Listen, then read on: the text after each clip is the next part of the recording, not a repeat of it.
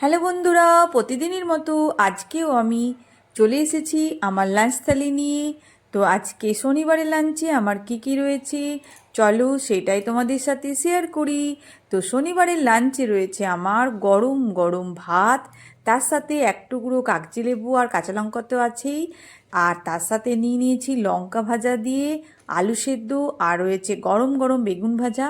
তো আজকের ভাতটা কিন্তু একটু ফ্যান ভাত, একটু হালকা ফ্যান আছে। তার সাথে রয়েছে গরম গরম ডিম সেদ্ধ, আর রয়েছে টমেটো সেদ্ধ।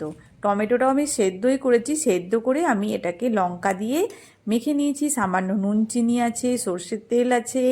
তো কেমন লাগলো আমার শনিবারের লাঞ্চ থালি? আর সবচেয়ে যেটা দরকার ফ্যান ভাতে, সেটা হচ্ছে ঘি। একটুখানি ঘি নিয়ে নিলাম, সামান্য নুন নিয়ে নিলাম।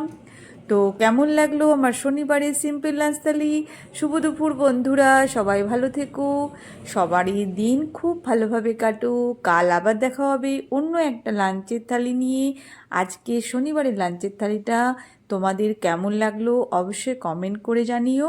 আর তোমাদের সুন্দর সুন্দর কমেন্ট আমার কিন্তু খুবই ভালো লাগে। Good bye.